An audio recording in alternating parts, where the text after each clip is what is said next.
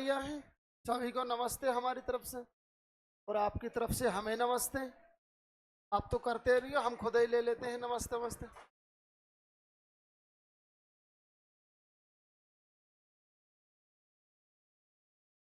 करें शुरुआत। तो समझो वमझ का चाहते हो ना तो है। अरे समझते हो या नहीं समझते हो? कुछ पढ़ा है लिखा है, कुछ दिमाग में बैठता है या इधर उधर से निकल जाता है? सच बता रहे हो? आप एक बता रहे हो, बाकी तो नहीं बता रहे, मतलब बाकी के इधर उधर से जा रहा है। सच्ची आता है समझ में?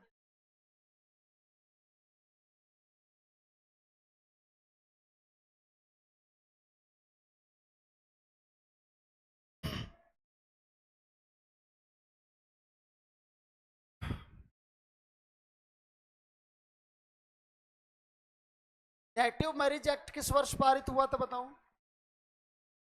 1872 में। आज जगह कैसे बदल ली तूने? आज जगह कैसे बदल ली? कुछ अजीब सा लगता है ना ऐसे, जब पर एक फिक्स चीज ये जगह होती है ना, तब वहां देखो वहां वही मिलता है जो जिसकी इच्छा होती है। और हमने देखा इधर, आप इधर नहीं है, हमने उधर देखना चाहा किसी और को, आप दिख गए।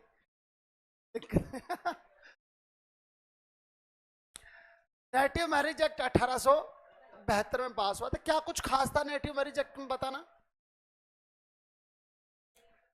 एक तो बहु विवाह पर रोक लगाई गई, विवाह विच्छेद और तलाक को मान्यता दी गई, विवाह के लिए धर्म और जाति संबंधित जो प्रतिबंध थे वो हटा दिए गए, विवाह की न्यूनतम आयु 10 वर्ष से बढ़ाकर, ये खास बात है।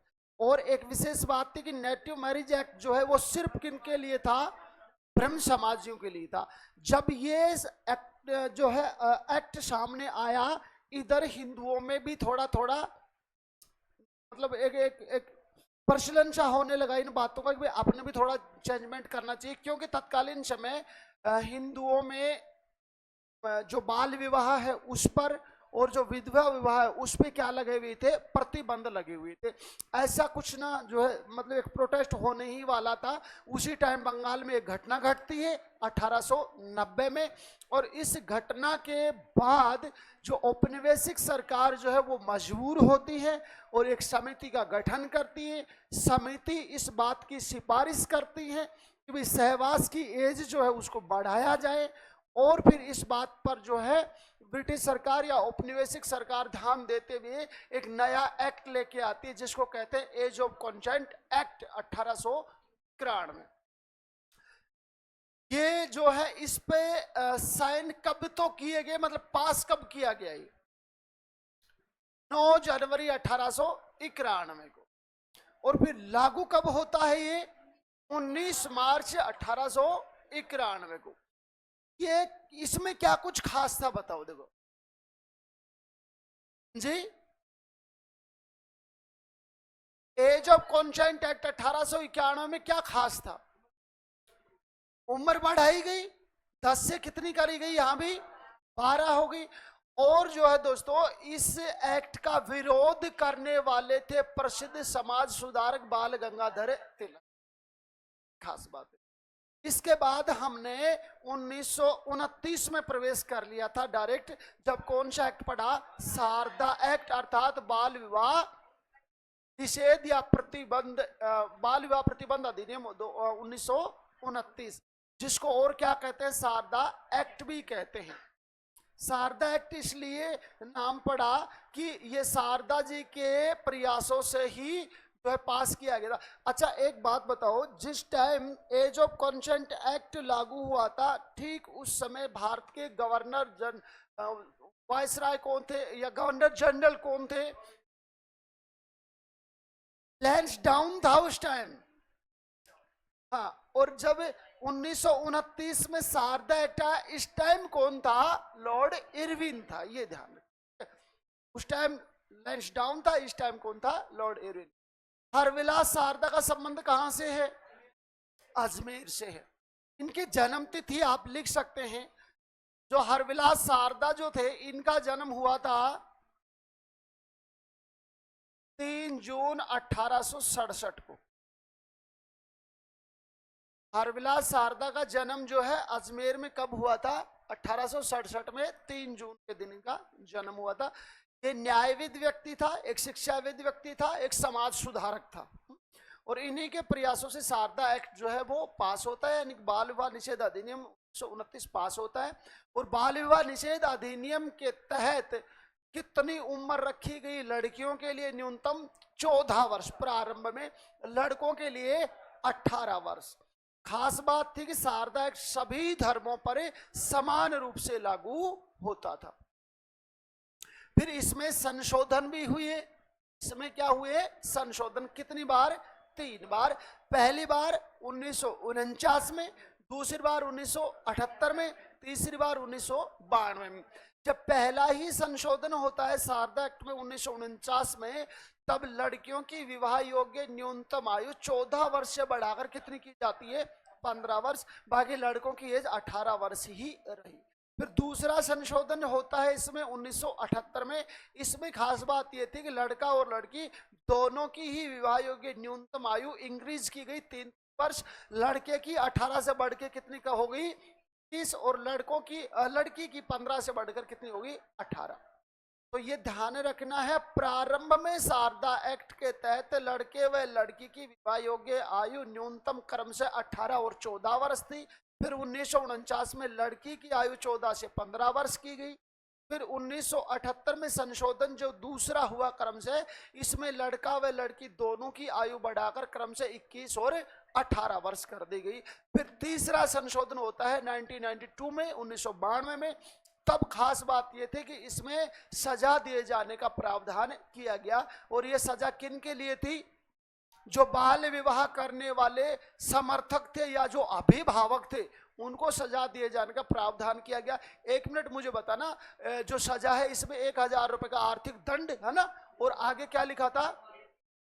1 माह लिखा है क्या वहां?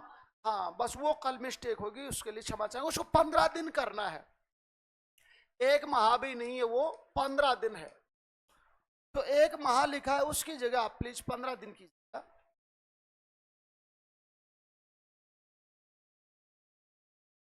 जो शारदा एक्ट का उल्लंघन करेगा उसको सजा कितनी होगी? 15 दिन का कारावास और 1000 रुपए का आर्थिक दंड। ये जो आर्थिक दंड और कारावास दोनों भी हो सकते हैं मामले के गंभीरता को देखते हुए। तो ये बाल विवाह के जो समर्थक लोग जो हैं, उनके लिए सजा का प्रावधान 1992 में किया गया। यहां तक अपन ने, ठीक है, चेंजमेंट कर लिया ना? पक्का ना? कितना दिन का सजा है अभी? 15 दिन का। 1 महीने का नहीं, 15 दिन का। आर्थिक दंड कितने का? 1000 रुपए का। और अब बात यह है कि शारदा एक्ट को क्या कर देना है? समाप्त कर देना है। कब समाप्त हुआ शारदा एक्ट? 2006 में। तो इस लाइन को लिखिएगा एक बार, लिखिए वर्ष 2006 में, वर्ष 2006 में शारदा एक्ट समाप्त कर दिया गया। वर्ष 2006 में शारदा एक्ट क्या कर दिया गया भाई? समाप्त कर दिया गया।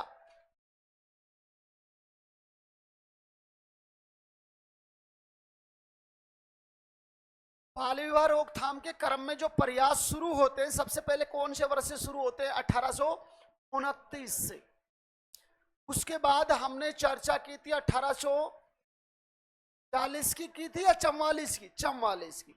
उसके बाद 1860 का जिक्र आया था, फिर 1890 का जिक्र आया, फिर 1891 का आया। अच्छा, एक 1872 का भी तो आता है ना, है ना? ये आपको यदि वर्ष याद है ना, तो संबंधित घटना भी याद रह जाएंगी। कोशिश किया करो कि चीजों का जो घटना वर्ष होता है, वो घटना वर्ष आपको याद रहे, ताकि एक क्रम बन जाता है, फिर चीजें याद रह जाती हैं। अब दोस्तों, ये जो शारदा एक्ट है, ये क्या हो जाता है? समाप्त हो जाता है। और अब आता है बाल विवाह निषेध अधिनियम 2006। क्या आएगा अभी? बाल विवाह निषेध अधिनियम। इसको काफी जगह बाल विवाह निरोध अधिनियम भी लिखा गया है। तो निषेध शब्द यूज हो या निरोध हो, बात एक। तो आगे अब लिखेंगे आप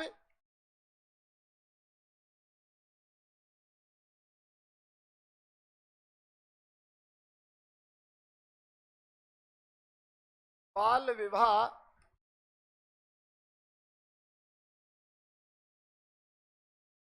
निषेध अधिनियम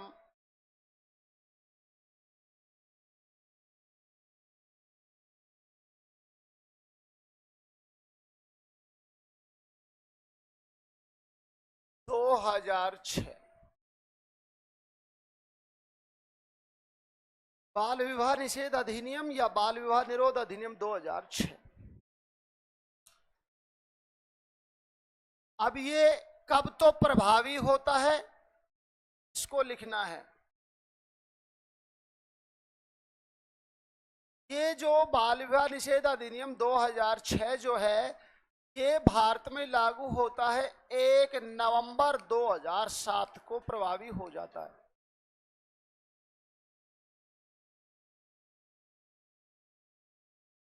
कब से प्रभावी हुआ ये? 1 नवंबर 2007 से। लेकिन एक इंपॉर्टेंट बात ये है, ये जो बाल विवाह निषेध अधिनियम जो है, ये लद्दाख और जम्मू कश्मीर में कब लागू होता है? 31 अक्टूबर 2019 को। आपको पता है ये जो समय था, इस समय जम्मू कश्मीर और लद्दाख जो है ये अलग अलग नहीं थे, एक विशेष दर्जा प्राप्त राज्य हुआ करता था, जिसका सेपरेटली अलग से संविधान हुआ करता था, उसकी सारी कानूनी व्यवस्था सेपरेटली अलग हुआ करती थी। तो फिर वो भारत का जो संविधान है उसमें जो भी कोई कानून लागू होता था वो वहां लागू नहीं होता था। क्यों? रीजन क्या है? वहां 19A और धारा 370 अलग सेपरेट थी। लेकिन आपको पता है 31 अक्टूबर 2019 के दिन जम्मू कश्मीर नाम की चिड़िया उड़ जाती है, मतलब एक विशेष दर्जा प्राप्त जो राज्य था वो समाप्त हो जाता है और 2 नए केंद्र शासित प्रदेशों का उदय होता है, जिनमें क्रमशः एक लद्दाख और एक जम्मू कश्मीर। 2 नए केंद्र शासित प्रदेश बने। इनमें लद्दाख की राजधानी किसे रखा गया? लेह को। लद्दाख की राजधानी लेह कौन सी नदी के तट पर है? सिंधु नदी अर्थात इंडस रिवर के तट पर है। कौन से पर है? राइट साइड है ना, दाएं तट पर है। और जम्मू कश्मीर की राजधानी किसे रखा गया? श्रीनगर को। श्रीनगर ग्रीष्मकालीन राजधानी है और जम्मू जो है वो कौन सी है? शीतकालीन राजधानी है। ये जो श्रीनगर है ये किस नदी के तट पर है? ये झेलम नदी के तट पर है। झेलम जिसे वैदिक काल में वितस्ता के नाम से जाना जाता था। तो ये जो अधिनियम है लद्दाख व जम्मू कश्मीर में, यह अधिनियम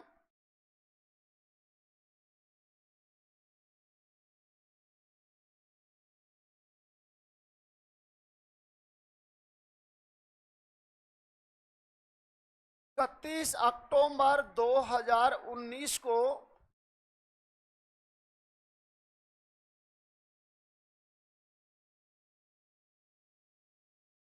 लागू हुआ था या प्रभावी हुआ था। तो ये 2 डेट आपको अलग अलग याद रखनी है। जम्मू कश्मीर और लद्दाख को छोड़ के शेष भारत में ये कब लागू हो गया था? 1 नवंबर 2007 को। लेकिन जम्मू कश्मीर और लद्दाख जो नए केंद्र शासित प्रदेश बने थे इस डेट को, तो इनमें ये इसी डेट को यानी कि 31 अक्टूबर 2019 को ही लागू हुआ था।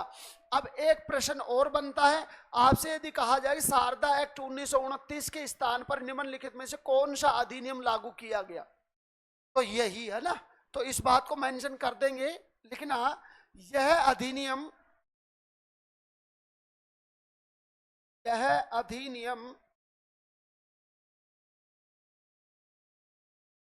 शारदा एक्ट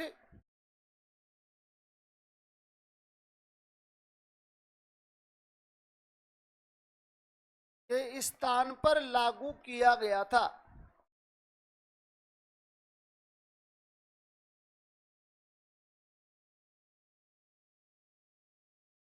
जो बाल विवाह निषेध अधिनियम 2006 है ये किस अधिनियम के नाम जगह लागू किया गया था? शारदा एक्ट की जगह लागू किया गया था। अब इसकी क्या कुछ खास बातें हैं वो देखेंगे। एक बार ये 3 पॉइंट याद रखना है। बाल विवाह निषेध अधिनियम कब प्रभावी हुआ भारत में? 1 नवंबर 2007 को। जम्मू कश्मीर और लद्दाख में कब प्रभावी हुआ? ये 31 अक्टूबर 2019 को। और बाल विवाह निषेध अधिनियम 2006 जो है ये किस अधिनियम के स्थान पर लागू किया गया था? तो शारदा एक्ट को हटाया गया तब इसको लागू किया गया था। ठीक है, अरे हाँ या ना? हाँ। अब देखो इसमें विशेष बात क्या थी भाई साहब, लोगों के चेहरे खिल गए थे जब ये अधिनियम लगा था तब। सबसे बड़ी बात तो ये थी कि यदि किसी का बाल विवाह हुआ है, किसी का बाल विवाह हुआ है और या जब वो वयस्क हो जाए, यानी कि लड़की है तो 18 वर्ष प्राप्त कर ले और लड़का है तो 21 वर्ष प्राप्त कर ले, मगर उनका क्या हुआ था? बाल विवाह हुआ था। तो इस अधिनियम में ये छूट प्रदान की गई कि बाल विवाह से पीड़ित लड़का या लड़की जो है वो वयस्क होने के बाद 2 वर्ष के भीतर भीतर अपने विवाह को निरस्त घोषित करवा सकता है। भाई साहब कोर्ट में लाइन लग रही है, भाई साहब मेरे भी बाल विवाह हो तो मैं ना रखू इन्हें और मैं ना रहूं एक ही साथ। मतलब बाल विवाह को निरस्त करवाने के चक्कर में भीड़ पड़ने लग गई थी, सच्ची आपकी कसम। फिर भाई साहब अराजकता का माहौल देखते हुए इस वाले पॉइंट को हटा दिया गया भाई कि ना ये गलत हो गया, जिसका ब्याह हो गया उसका ब्याह हो गया, निरस्त नहीं होगा। लेकिन प्रारंभ में ये व्यवस्था की गई थी बाल विवाह निषेध अधिनियम 2006 में कि वयस्क होने के उपरांत 2 वर्ष के भीतर भीतर या 2 वर्ष के अंदर अंदर अपने बाल विवाह को निरस्त घोषित किया जा सकता है या करवाया जा सकता है। लेकिन उस व्यवस्था को फिर तत्काल प्रभाव से क्या करना पड़ा? बंद करना पड़ा। वैसे तो अच्छा था, चलता रहता तो है, सुने ही को नहीं यार। अरे कुछ कहना चाह रहे हैं क्या? दिल के अरमा दिल में मत रखो, कह दो मुझे सुनता कम है भाई साहब। हाँ उधर जब आऊंगा ना तब मैं सुन लूंगा भाई, है ना यार, सच्ची नहीं सुनना आपकी कसम। आगे पंखा फैन फैन कर रहा है, इधर ये कर रहा है, नहीं दे रहा। अच्छा जी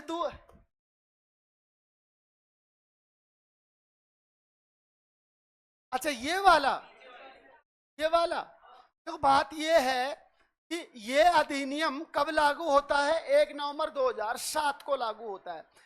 ये जो लागू हुआ ये किस अधिनियम की जगह लागू हुआ? तो इससे पहले हमें किसका अनुपालन करना होता था? शारदा एक्ट का। लेकिन शारदा एक्ट समाप्त किया गया, फिर उसकी जगह लागू किया गया बाल विवाह निषेध अधिनियम को। तो इसमें मैंने ये कहा है कि यह अधिनियम कौन सा? बाल विवाह निषेध अधिनियम शारदा एक्ट के अच्छे, ठीक है भाई, ठीक है, शारदा एक्ट है ना, शारदा एक्ट के स्थान पर लागू किया गया था। ठीक है, तो पहला प्रावधान इसमें किया गया कि वयस्क होने के उपरांत 2 वर्ष के अंदर बाल विवाह को निरस्त घोषित किया जा सकता था। वर्तमान में इस व्यवस्था को क्या कर दिया गया? बंद कर दिया गया। मतलब अब ऐसी कोई व्यवस्था नहीं है कि बाल विवाह के शिकार या बाल विवाह से पीड़ित जो लोग हैं वो अपने विवाह को क्या नहीं करवा सकते? निरस्त नहीं करवा सकते। तत्कालीन समय ऐसी व्यवस्था की गई थी। दूसरी बात, ये जो अधिनियम जब लागू होता है उसके बाद एक व्यवस्था, दूसरी व्यवस्था कर दी जाती है एज की। एज तो सेम ही रखी जाती है। इसके तहत भी लड़का कितने वर्ष का न्यूनतम है? 21 वर्ष का। लड़की न्यूनतम कितने वर्ष की? हाँ। और खास बात की प्रत्येक जिले में जो जिला कलेक्टर है उसको निषेध अधिकारी घोषित किया गया। मतलब बाल विवाह निषेध अधिकारी प्रत्येक जिले में कौन होगा? जिला कलेक्टर। तो किस अधिनियम के तहत जिला कलेक्टर को बाल विवाह निषेध अधिकारी घोषित किया गया? बाल विवाह निषेध अधिनियम 2006 के तहत। क्या यूं कह दें कि प्रत्येक जिले में जो जिला कलेक्टर है उसको कौन सा पद और दे दिया गया? थोड़ी जिम्मेदारी और दे दी गई बाल विवाह रोकथाम करने की। तो जिले में बाल विवाह निषेध अधिकारी कौन होता है? जिला कलेक्टर, है ना। जिला कलेक्टर क्या होता है? बाल विवाह निषेध अधिकारी होता है। और इसमें सजा का प्रावधान किया गया। क्या किया गया? सजा का प्रावधान कि यदि कोई बाल विवाह के इस अधिनियम का उल्लंघन करता है तो उसको 1 लाख रुपए का आर्थिक दंड और 2 वर्ष का कठोर कारावास होगा। और यदि जरूरत पड़ी तो दोनों भी दिए जाएंगे। कितने रुपए का आर्थिक दंड होगा? 1 लाख रुपए का। और कठोर कारावास कितने वर्ष का? 2 वर्ष का। और आवश्यकता पड़ी तो दोनों दंड दिए जाने का प्रावधान है किया गया। ये खास बातें हैं किसमें? बाल विवाह निषेध अधिनियम में। तो बाल विवाह निषेध अधिनियम 2006 कब लागू हुआ भाई बताएं? अरे बोलो भाई। 1 नवंबर 2007 को। जम्मू कश्मीर और लद्दाख में कब लागू हुआ? हाँ। बाल विवाह निषेध अधिनियम 2006 को किस अन्य अधिनियम के स्थान पर लागू किया गया? शारदा एक्ट किस वर्ष समाप्त किया गया था? 2006 में समाप्त किया गया था। शारदा एक्ट कब से प्रभावी हुआ था? 1 अप्रैल 1930 से लागू हुआ था। और शारदा एक्ट को पारित करने वाले गवर्नर जनरल कौन थे? Lord Irwin. जब उन्होंने 9 जनवरी 1929 को पास किया था। अरे 9 जनवरी को ही किया था, 28 सितंबर को बताओ? 28 सितंबर को किया था ना, 28 सितंबर 1929 को। तब नेक्स्ट ईयर 1 अप्रैल 1930 को इसको क्या किया गया था? लागू किया गया था। अब इसके आगे वाले जो प्रावधान है वो लिखना। तो बाल विवाह निषेध अधिनियम है, इसके चौथी लाइन है, मतलब लेकिन भाई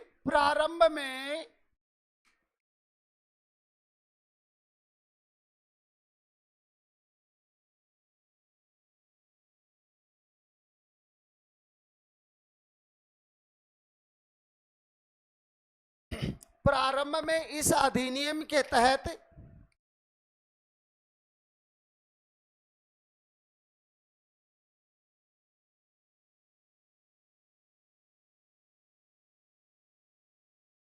बाल विवाह को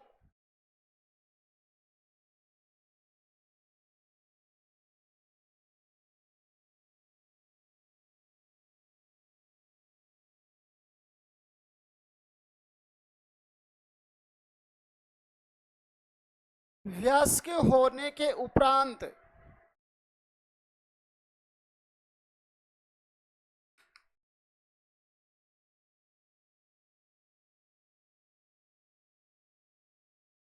दो वर्षों में निरस्त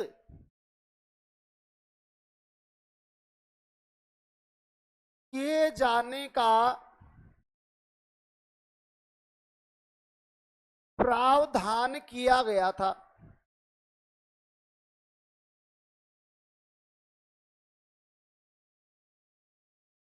जो वर्तमान में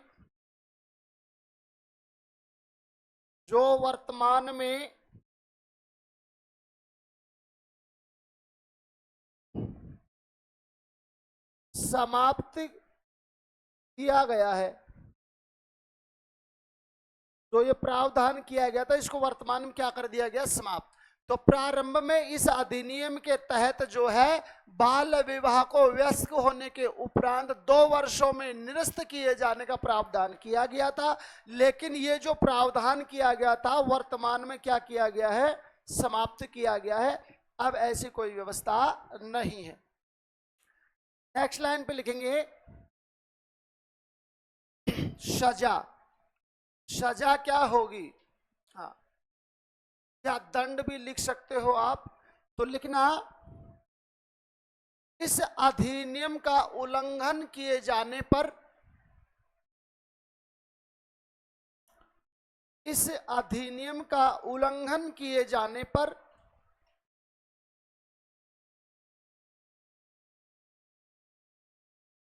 अपराध सिद्ध व्यक्ति को,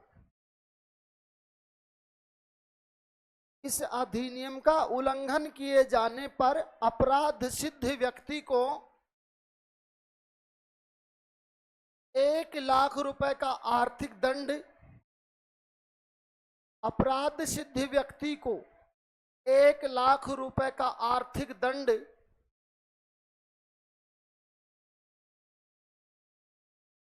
तथा 2 वर्ष का कठोर कारावास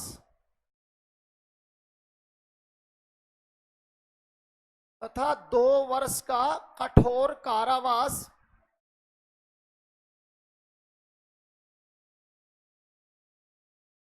अथवा दोनों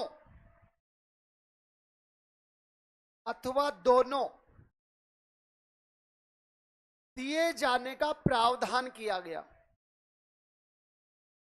अपराध सिद्ध व्यक्ति को 1 लाख रुपए का आर्थिक दंड तथा 2 वर्ष का कठोर कारावास अथवा दोनों दिए जाने का प्रावधान किया गया। तो बाल विवाह निषेध अधिनियम 2006 के तहत अपराध सिद्ध व्यक्ति को कितने रुपए का आर्थिक दंड देने का प्रावधान है? 1 लाख रुपए का। और कितने वर्ष के कठोर कारावास का जो प्रावधान है? 2 वर्ष का। और केस की गंभीरता को देखते हुए दोनों दंड भी दिए जा सकते हैं, 1 लाख रुपए का आर्थिक दंड और 2 वर्ष का कठोर कारावास, मतलब दोनों जो है लागू हो सकते हैं, है ना। तो ये बाल विवाह निषेध अधिनियम 2006 किसके स्थान पर लागू होता है भाई? शारदा एक्ट के स्थान पर लागू होता है। कब से लागू होता है? 1 नवंबर 2007 से। लेकिन जम्मू कश्मीर और लद्दाख में कब लागू हुआ? ये 31 अक्टूबर 2019 से लागू हुआ। और इस अधिनियम के तहत प्रारंभ में ये व्यवस्था की गई थी कि भाई कोई बाल विवाह हो रखा है तो उसके जो पीड़ित हैं, लड़का या लड़की, वो वयस्क होने के बाद 2 वर्षों के अंदर इस विवाह को या इस बाल विवाह को क्या कर सकते हैं? निरस्त घोषित करवा सकते हैं। लेकिन इस व्यवस्था को फिर तत्काल प्रभाव से क्या कर दिया गया था? समाप्त कर दिया गया था। बाल विवाह निषेध अधिनियम 2006 के अंतर्गत यदि कोई व्यक्ति पर अपराध सिद्ध होता है तो उसको 1 लाख रुपए का आर्थिक दंड और 2 वर्ष का कठोर कारावास अर्थात दोनों दंड दिए जाने का प्रावधान किया गया, है ना। नेक्स्ट लिखेंगे, इस अधिनियम के तहत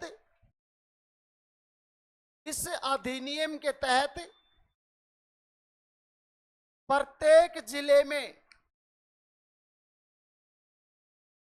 इस अधिनियम के तहत प्रत्येक जिले में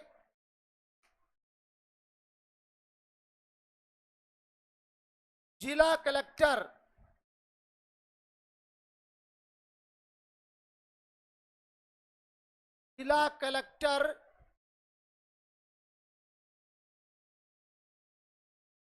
को निषेध अधिकारी बनाया गया।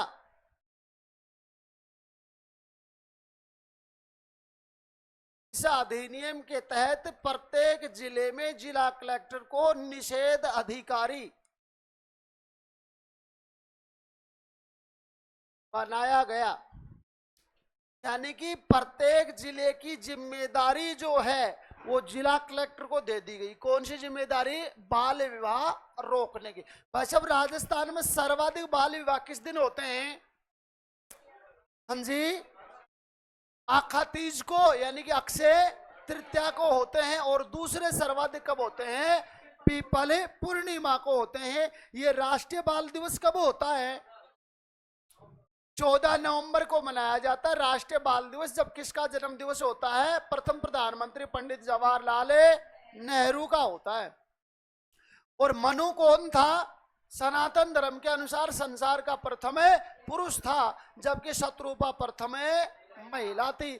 मनु ने अपनी मनुस्मृति में 30 वर्ष के लड़के के लिए 12 वर्ष की लड़की और 24 वर्ष के लड़के के लिए 8 वर्ष की लड़की का विवाह सुनिश्चित किया था। तो फिर वो कौन सा काल था जब आश्रम व्यवस्था का पालन करना अनिवार्य था? बताओ। वैदिक काल था वो। कितने आश्रम थे? पहला कौन सा? ब्रह्मचर्य आश्रम, दूसरा गृहस्थ आश्रम, तीसरा वानप्रस्थ आश्रम और तीसरा संन्यास आश्रम।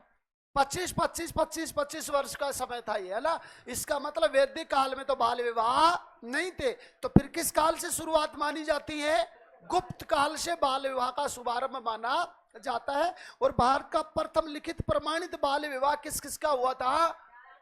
राजश्री और ग्रह वर्मन का। ये जो विवाह था इसका उल्लेख किस ग्रंथ में मिलता है? हर्षचरित में मिलता है। जो हर्षचरित ग्रंथ किसने लिखा था? बाणभट्ट ने। और बाणभट्ट कौन थे? हर्षवर्धन के दरबारी कवि थे। और राजश्री कौन थी? हर्षवर्धन की बहन थी। जब इसका विवाह हुआ था तो यह अल्पायु में थी। यही भारत का प्रथम लिखित प्रमाणित बाल विवाह माना जाता है। ये बात है ना। तो बाल विवाह निषेध अधिनियम 2006 1 नवंबर 2007 को लागू होता है। जम्मू कश्मीर लद्दाख में 31 अक्टूबर 2019 को लागू होता है। इसके तहत विक्टिम व्यक्ति जो होगा उसको 1 लाख रुपए का आर्थिक दंड और 2 वर्षों का कठोर कारावास अर्थात दोनों दिए जाने का प्रावधान किया गया है। इस अधिनियम के तहत प्रत्येक जिले का जिला कलेक्टर क्या होगा, निषेध अधिकारी होगा। और इस अधिनियम के तहत प्रारंभ में बाल विवाह को निरस्त घोषित किए जाने की व्यवस्था की गई थी, जिसे वर्तमान में क्या कर दिया गया है, समाप्त कर दिया गया। अब इसके तहत एज भी पूछी जाए तो एज तो वही है, बाकी लिख सकते हो आप। बाल विवाह निषेध अधिनियम 2006 के तहत विवाह योग्य न्यूनतम आयु जो है लड़का के तो कितनी होगी भाई साहब, 21 वर्ष होगी, और लड़की की कितनी होगी, 18 वर्ष होगी।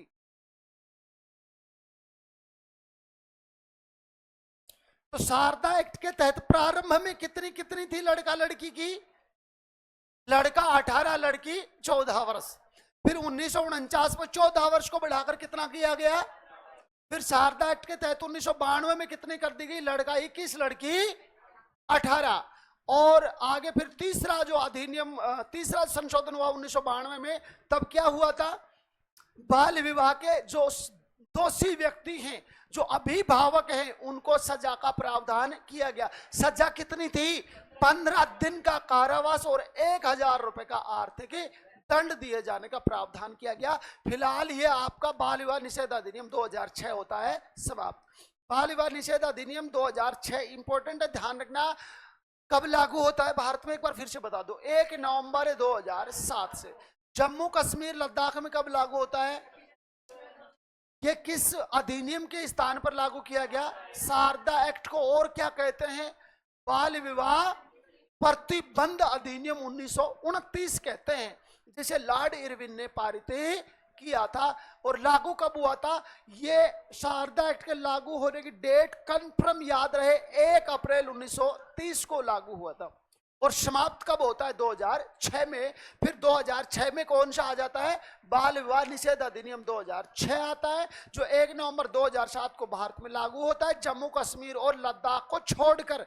तो फिर लद्दाख और जम्मू कश्मीर में लागू होता है 31 अक्टूबर 2019 को। इसके तहत प्रारंभ में बाल विवाह को निरस्त घोषित किए जाने जैसी व्यवस्था की गई थी, जो बाद में समाप्त कर दी गई। इसके तहत अपराध सिद्ध व्यक्ति के ऊपर 1 लाख रुपए का आर्थिक दंड व 2 वर्षों के कठोर कारावास अथवा दोनों सजा दिए जाने का प्रावधान किया गया है। इस अधिनियम के तहत जिला कलेक्टर जो है वो जिला निषेध अधिकारी होगा। इस अधिनियम के तहत विवाह की न्यूनतम आयु लड़का की 21 और लड़की की 18 वर्ष होगी। आखिरकार बाल विवाह होता क्या है,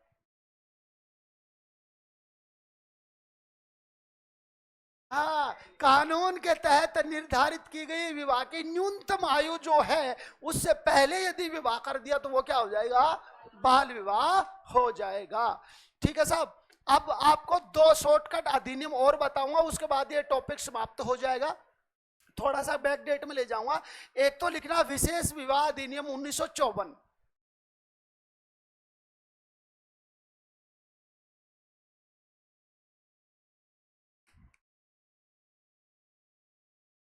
विशेष विवाह अधिनियम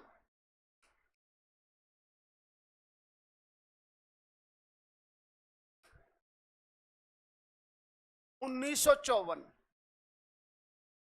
देखो, इसके प्रभावी होने की डेट आपको याद रखनी है। एक तो ये प्रभावी होता है 1 जनवरी 1955 को। विशेष विवाह अधिनियम 1954 कब लागू हुआ था, 1 जनवरी 1955 को। कौन सा अधिनियम चल रहा है, ये विशेष विवाह अधिनियम 1954, जो भारत में कब लागू हुआ था, 1 जनवरी 1955 को। ये किन पर लागू होता था, भारतीयों पर लागू होता था। फिर चाहे वो भारतीय भारत में रहे या विदेश में रहे, कोई फर्क ही नहीं पड़ता, भारतीयों पर लागू होता था। देखेंगे यह है अधिनियम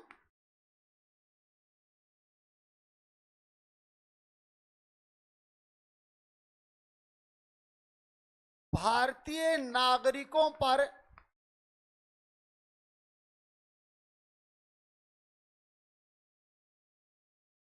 प्रभावी होता था, जो भारत में हो या भारत से बाहर हो।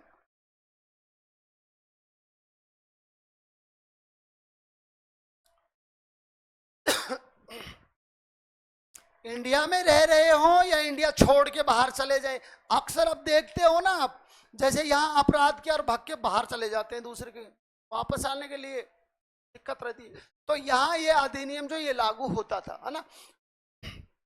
दूसरी बात, ये सभी धर्मों पर समान रूप से प्रभावी था। यह सभी धर्मों में लागू होता था।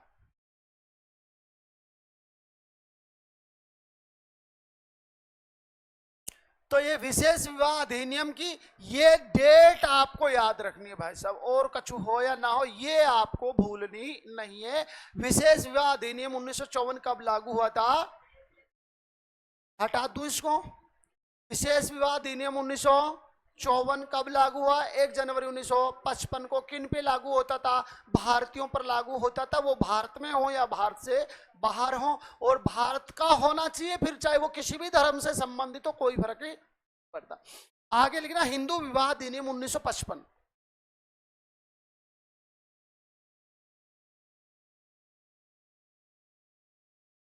हिंदू विवाह अधिनियम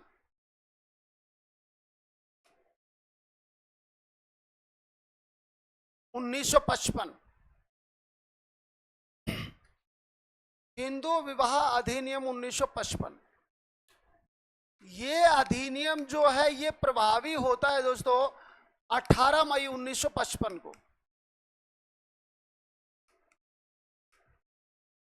कब से प्रभावी हुआ? ये 18 मई 1955 से। इसमें ये डेट रखनी है। अब इसमें एक खास बात है जो मैं बोल लूंगा और आप लिखेंगे, यहां तक लिख दे एक बार। तो बाल विवाह निषेध अधिनियम 2006 तो कब लागू हुआ था? 1 नवंबर को। शारदा एक्ट कब लागू हुआ था? 1 अप्रैल 1930 को। शारदा एक्ट कब लागू हुआ? 1 अप्रैल 1930 को। और हिंदू विवाह अधिनियम 1955 कब लागू हुआ? 18 मई को। ठीक बात है ना। और बाल विवाह निषेध अधिनियम 2006 जम्मू कश्मीर में कब लागू हुआ? जम्मू कश्मीर और लद्दाख को छोड़कर भारत में कब लागू हुआ था? 1 नवंबर 1 नवंबर 2007 को लागू हुआ था ना। और हिंदू विवाह अधिनियम ये 18 मई को, और विशेष विवाह अधिनियम 1954 1 जनवरी 1955 को। इसमें खास बात क्या थी वो लिखना आप। लिखे इस अधिनियम के तहत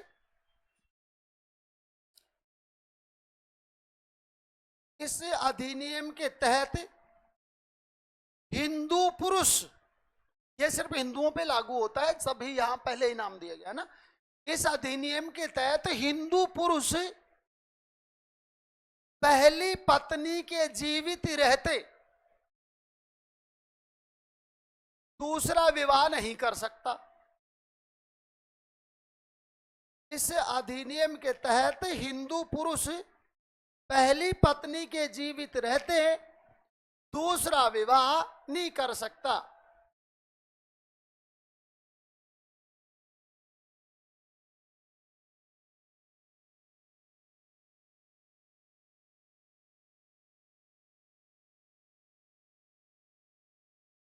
बाल विवाह समाप्त हो गया है।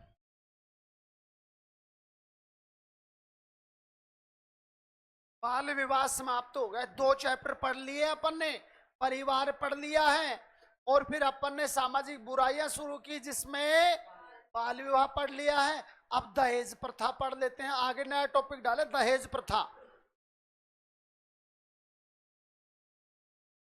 ये दूसरी सामाजिक बुराई लिख रहे हैं अपन, है ना।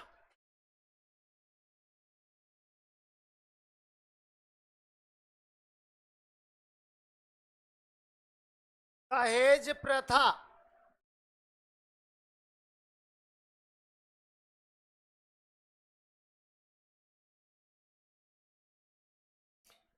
देखो एक भाषा है, जिस भाषा का नाम मैं बात कर रहा हूं वो है अरबी भाषा। कौन सी भाषा की बात हो रही है साहब? अबरी नहीं, अरबी।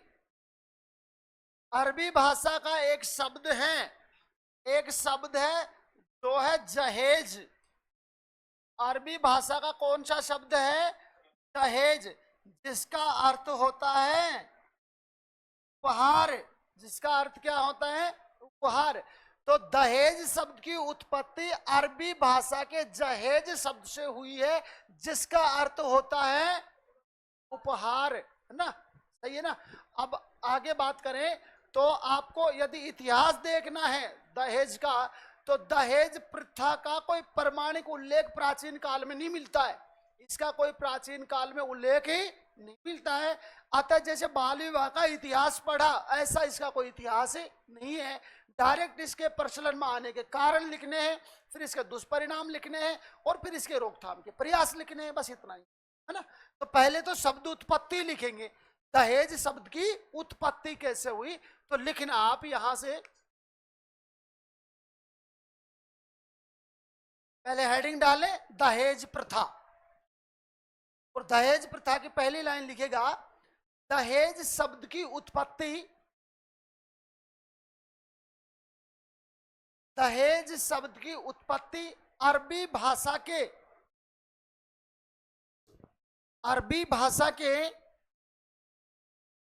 जहेज शब्द से हुई है। जहेज,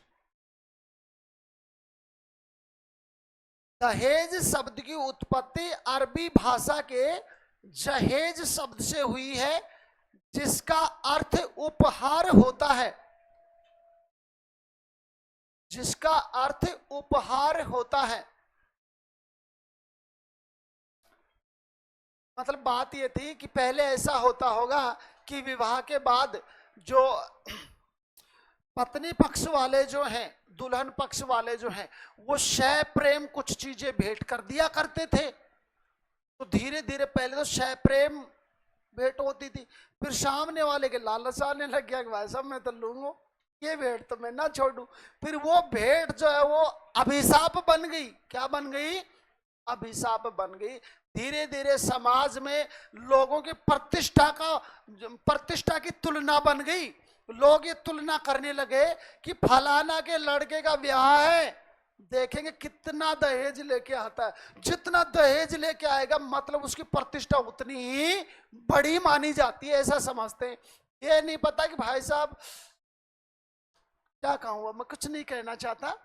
हाँ, तो दहेज शब्द की उत्पत्ति किस भाषा से हुई है, तो क्या बताएंगे? कौन से शब्द से हुई है? तो दहेज शब्द का अर्थ क्या होता है?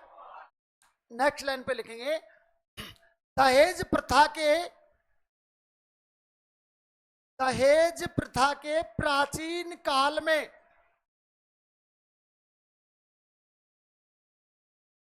दहेज प्रथा के प्राचीन काल में प्रचलन के प्रमाण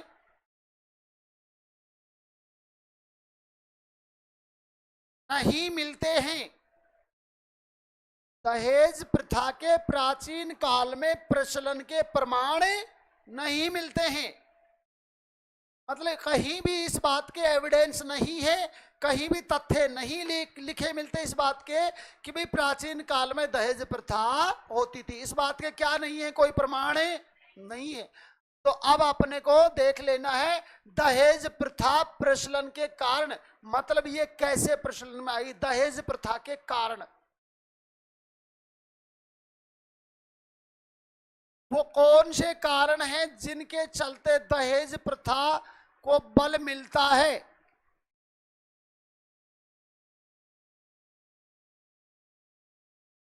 देखो, सबसे पहली बात तो है अशिक्षा।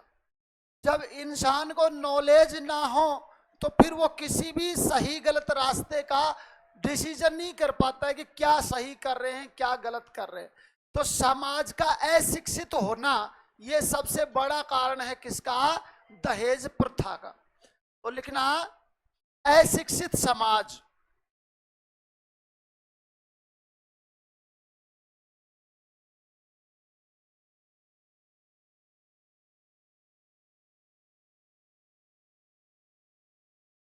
पहला मूल कारण लिखा हमने अशिक्षित समाज। समाज का अशिक्षित होना किसको बढ़ावा देता है? दहेज प्रथा को। फिर जब व्यक्ति अशिक्षित है तो वो किस में आ जाता है? लालच में। आर्थिक दंड, और दंड क्या, आर्थिक लालच में आ जाता है कि पहले यूं सोचता रहता कि पैसे खर्च कर लेते हैं शारीरिक जीवन व्यतीत करने में, कर्ज ले लेके, और उनका वेट रहता है कि लड़के का विवाह करेंगे तब घना पैसा आ जाएगा, दे देंगे वापस, कोई दिक्कत। तो फिर वो लालच में आ जाता है ना। तो आगे लिखना आर्थिक लालच।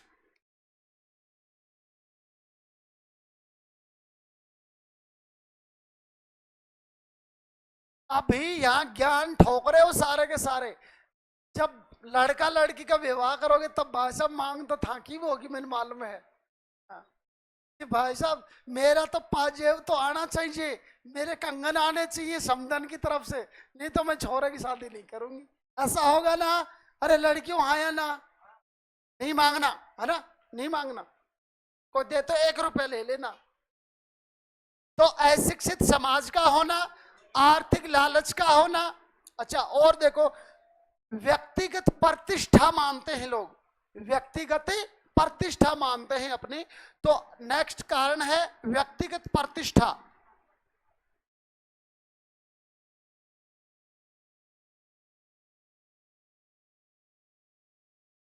व्यक्तिगत प्रतिष्ठा।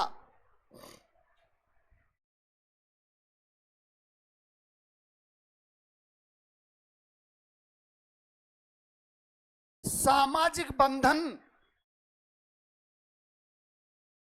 भाई साहब अगर जो कोई शिक्षित है, उसने दहेज ना लिया तो उसके रिश्तेदार फलाने फलाने उसको जीना मुश्किल कर देते। भाई साहब दहेज कैसे नहीं लिया, इसका मतलब तू आगे नहीं देना चाहता है, फिर तेरी लड़की के शादी में शादी नहीं करेंगे हम, शादी नहीं होने देंगे, क्योंकि तू जो है क्या नहीं लेके आया, दहेज नहीं लाया, इसका मतलब तू देना नहीं चाहता, तू बचना चाहता है। हजार प्रेशर बना देते हैं, ना चाहते हुए बेचारे को तोड़ के रख देते हैं। तो ये सामाजिक बंधन भी होते हैं, है ना। इसके अलावा एक सबसे बड़ा कारण और है, समाज का पितृसत्तात्मक होना। समाज का, अरे हाँ, पितृसत्तात्मक ही तो है अधिकांश समाज अपने इंडिया में, या मात्र सत्तात्मक भी हैं क्या? मातृवंशीय है तो मातृस्थानीय है, तो कैसे हैं? पितृसत्तात्मक हैं, पितृवंशीय हैं और पितृस्थानीय हैं। मामा स्थानीय में हैं क्या? कहीं कहीं बीच बीच में मिलते हैं। नाना के मामा के संतान नहीं हुई तो भाई साहब फिर कहां जाके रहने लग जाएंगे, मामा के घर चले जाते हैं। अभी की मैं घटना बताऊं, हमारे पड़ोस का गांव था, उसमें वो नाना की जमीन पे गए हुए थे भाई साहब। नाना की 60-70 बीघा जमीन सारी की सारी दबा लिया आराम से, और गए हुए उनको 30-40 साल हो गए। अब उनके क्या हुआ कि उनका बूढ़ा मर गया। बूढ़ा मरने के बाद कुछ पैसे संपत्ति भाई खुद की थी, कुछ वहां और हड़प ली, पैसे वाले हो गए। तो उन्होंने, बूढ़ा मर गया, उसके बाद काजवाज किया, यूं करा है कि अब बूढ़े की मूर्ति लगाएंगे। गांव वालों ने उसको यहां से पकड़ लिया, बोले बूढ़े की मूर्ति बाद में लगेगी, पहले तेरे नाना की लगा है। जिसकी संपत्ति पे तू आ गया उसका तो तेरे को नॉलेज नहीं है, वो बेचारा मर गया, इतनी संपत्ति तुझे दे गया, उसकी मूर्ति नहीं लगाई तूने, उसका अनावरण नहीं किया, अपने बाप की मूर्ति लगाने लगा। लगानी है तो पहले उसकी लगा, वरना अभी यहां से उठा निकल। जब पूरा गांव का विरोध एक व्यक्ति कैसे कर सकता है भाई साहब? भाई साहब उसका सब धरा का धरा रह गया। लेकिन वो भी इतना ढीठ व्यक्ति, खुद के बाप की लगाना कैंसिल कर दिया, लेकिन ससुर नाना की नहीं लगाई। तो ऐसे सामाजिक प्रतिष्ठा है, ये कमाल की रहती है भाई साहब। तो आगे एक विशेष बात है, समाज का पितृ प्रधान होना या पितृ सत्तात्मक होना।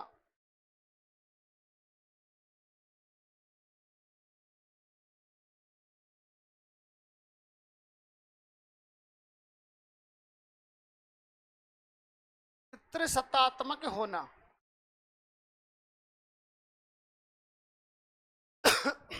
देखो, जो बाद में जुड़े हैं या किसी वक्त किसी कारण से पैटर्न नहीं हो पाया है, तो आप जो जितना नोट्स जो जितना होता जाए टॉपिक वाइज आप उसकी जो है क्या ले सकते हैं, पीडीएफ ले सकते हैं। मैं नंबर लिखता हूं, है ना। इस पे जो है आपको पीडीएफ जो छूट गई या नई है या जो भी ना भी छूटी तो भी टॉपिक वाइज हर एक को यहाँ से जो है आप मैसेज करके अवेलेबल करवा सकते हैं ना। तो टॉपिक वाइज जैसे मान लो इससे पहले 2 टॉपिक हो गए, परिवार वाला हो गया, उसका क्या ले सकते हैं, पीडीएफ ले सकते हैं। और इससे पहले अभी जस्ट कौन सा समाप्त कर दिया अपन ने, बाल विवाह का पीडीएफ ले सकते हैं। बाकी इसका मतलब ये नहीं कि आप लिखना छोड़ दें, लिखना आपको है ही है, वरना चीजें आपको याद नहीं होंगी। तो ये प्रमुख कारण है अशिक्षित समाज का होना, आर्थिक लालच का आ जाना, व्यक्तिगत प्रतिष्ठा के चक्कर में मर जाना, सामाजिक बंधन के प्रेशर में आ जाना, समाज का पितृसत्तात्मक होना, है ना। और दूसरी बात देखो,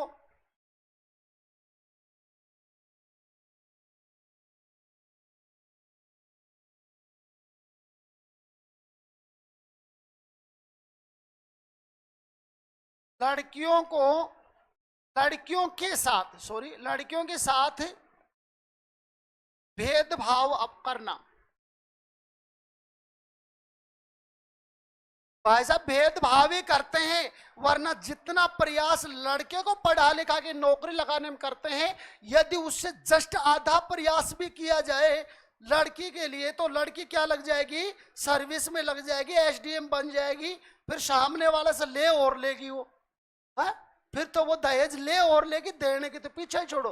तो गलती तो अपन ही करते हैं, फालतू के डर बना बैठते हैं। 1-2 चुटपुट घटनाएं समाज में होती रहती है अच्छी बुरी, लेकिन इसका मतलब ये नहीं है कि पर वो कहते हैं एक मछली पूरा तालाब गंदा करती है। हजार जो हैं, हजार के हजार गलत नहीं हो सकते, एक गलत हो सकता है, 2 गलत हो सकते हैं, सभी गलत नहीं हो सकते। तो कम से कम खुद के बच्चों पे विश्वास रखना चाहिए और बच्चों को भी विश्वास पे खरा उतरना चाहिए, ताकि घर वाले उन पर ट्रस्ट कर सके, उनको पढ़ा सके, इस लायक बना सके कि कल को वो वजन ना बन के अपने पैरों पे हो जाए, और वो लड़के के साथ ब्याह कर ना जाने के बजाय लड़के को ससुर ब्याह के घर ले आए, है ना। अरे हिम्मत रखनी चाहिए, हिम्मत की कीमत होती है, हिम्मत की कीमत की होती है। पर भाई साहब आजकल ऐसा नहीं है, कुछ एक तो दिक्कतें होती है कि वो देखे ना कि जहां देखूं तू ही तू वहां, थोड़ा तो ये प्रमुख कारण है जिनके चलते क्या हो गया है, समाज में दहेज प्रथा का प्रचलन हो गया है। अब ये प्रचलन हो गया दहेज प्रथा का, अब टाइम हो गया, कल दहेज प्रथा के दुष्परिणाम देखेंगे और रोकथाम के प्रयास क्या रहेंगे वो देखेंगे, तो कल देखेंगे बाकी का मैटर। चीजें याद करते रहें आप प्लीज, है ना। हाँ, धन्यवाद आप सभी का, और आपका दिन मंगलमय हो।